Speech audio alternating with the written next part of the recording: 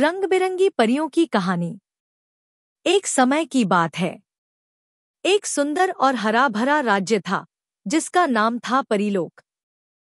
परीलोक में रंग बिरंगी परियां रहती थीं, जिनकी सुंदरता और ताकत के चर्चे चारों ओर फैले हुए थे। परीलोक की राजधानी का नाम इंद्रधनुषी नगर था, जहां परियों का महल स्थित था। इस महल में परियों की रानी रानी सुरभि अपने 3 बेटियों के साथ रहती थी। तीनों बेटियों के नाम थे पंखुरी, चमकी और रागिनी। पंखुरी की विशेषता उसकी सुंदर नीले रंग की पंखों में थी, जो आकाश के नीले रंग की तरह चमकते थे। चमकी के पंख सुनहरे थे, जो सूरज की रोशनी में जगमगाते थे। रागिनी के पंख इंद्रधनुषी रंगों से भरपूर थे, जो देखने में अद्भुत लगते थे। तीनों बहनों में गहरी दोस्ती थी और वे अपने राज्य की रक्षा और लोगों की खुशी के लिए हमेशा तत्पर रहती थीं। एक दिन परीलोक में एक अजीब घटना घटी। राज्य के दक्षिणी किनारे पर स्थित वन में अंधेरा छा गया। उस अंधेरे से एक भयावह और शक्तिशाली जादूगर कालोमंत्र ने प्रवेश किया। कालोमंत्र ने परीलोक को तबाह करने और उसकी सुंदरता को नष्ट करने की योजना बनाई। उसका मुख्य उद्देश्य रानी सुरभि की शक्ति और परीलोक की जादुई ऊर्जा को अपने कब्जे में लेना था। रानी सुरभि ने तुरंत अपनी बेटियों को बुलाया और उन्हें इस खतरे के बारे में बताया। पंखुरी, चमकी और रागिनी ने मिलकर कालोमंत्र का सामना करने का निर्णय लिया। रानी सुरभि ने उन्हें अपनी शक्ति और हिम्मत के साथ जाने का आशीर्वाद दिया। तीनों बहनों ने अपनी यात्रा शुरू की और दक्षिणी किनारे की ओर बढ़ी। रास्ते में उन्होंने विभिन्न चुनौतियों का सामना किया, लेकिन उनकी एकता और साहस ने उन्हें हर बाधा पार करने में मदद की। उन्होंने एक जादुई किताब के बारे में सुना, जो उन्हें कालोमंत्र को हराने का तरीका बता सकती थी। यह किताब एक पुराने और गहरे जंगल में स्थित एक प्राचीन मंदिर में छिपी हुई थी। जंगल में प्रवेश करने पर उन्हें अजीब और खतरनाक जीवों का सामना करना पड़ा, लेकिन उनकी समझदारी और जादुई शक्तियों ने उन्हें सुरक्षित रखा। अंततः वे प्राचीन मंदिर तक पहुंच गईं और वहां उन्होंने किताब को पाया। प्राचीन मंदिर में किताब ने तीनों बहनों को एक रहस्य बताया।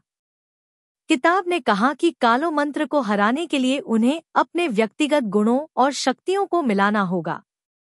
उन्हें एक ऐसा मंत्र पढ़ना होगा जिसमें उनकी एकता और साहस की शक्ति निहित हो। पंखुरी, चमकी और रागिनी ने किताब से मंत्र को ध्यानपूर्वक पढ़ा और उसे याद कर लिया। इसके बाद वे वापस परीलोक की ओर चल पड़ी, लेकिन अब उनकी यात्रा में और भी अधिक चुनौतियां और खतरे थे। परीलोक पहुंचते ही उन्होंने देखा कि कालोमंत्र ने राज्य के अधिकांश हिस्सों को अपने अंधेरे जादू से ढक लिया है। रानी सुरभि और अन्य परियां उसकी गिरफ्त में थीं। तीनों बहनों ने बिना समय गंवाए कालोमंत्र का सामना करने का निर्णय लिया। उन्होंने अपनी जादुई शक्तियों का उपयोग करके कालोमंत्र के जादू का मुकाबला किया।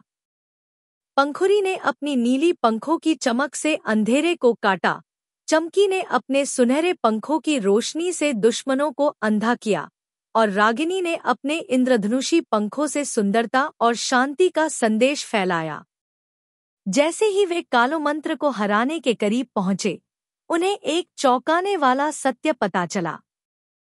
कालोमंत्र वास्तव में एक पराजित परी था, जिसका असली नाम कालनाथ था।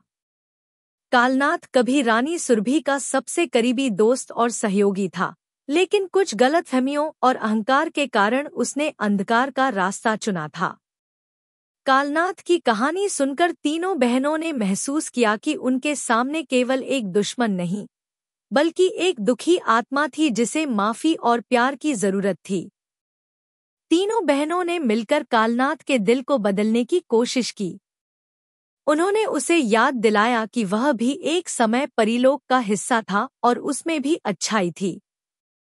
रागिनी ने अपने इंद्रधनुषी पंखों से एक ऐसा जादुई घेरा बनाया जिसमें कालनाथ को अपनी पुरानी यादें, और परीलोक के सुखद पल देखने को मिले। यह दृश्य देखकर कालनाथ का दिल पिघल गया और उसने अपनी गलतियों को स्वीकार किया। उसने अपनी जादुई शक्ति को परीलोक के भले के लिए वापस कर दिया और अंधकार के जादू को समाप्त कर दिया। अंधकार के समाप्त होते ही परीलोक फिर से हरा भरा और खुशहाल हो गया। रानी सुरभि और अन्य परियां आजाद हो गईं और उन्होंने तीनों बहनों को धन्यवाद दिया। पंखुरी, चमकी और रागिनी ने दिखाया कि एकता, साहस और प्यार से हर समस्या का समाधान हो सकता है। कालनाथ ने भी अपनी नई यात्रा शुरू की और परीलोक की भलाई के लिए काम करने का वचन दिया। रानी सुरभि ने उसे माफ कर दिया और उसे परीलोक में वापस स्वागत किया। पंखुरी, चमकी और रागिनी की इस अद्भुत यात्रा ने परीलोक के सभी निवासियों को सिखाया कि किसी भी परिस्थिति में एकता, साहस और प्यार ही सबसे बड़ी ताकत होती है। उन्होंने यह भी सीखा कि माफी और सुधार की गुंजाइश हमेशा होती है। परीलोक में एक बार फिर खुशियां और शांति लौट आईं। तीनों बहनों ने अपनी मां रानी सुरभि के साथ मिलकर परीलोक को और भी सुंदर और समृद्ध बनाने का संकल्प लिया। वे हमेशा याद रखेंगी कि उनके साहस और एकता ने उनके राज्य को बचाया और सच्चे अर्थों में एक जादुई परीलोक बनाया।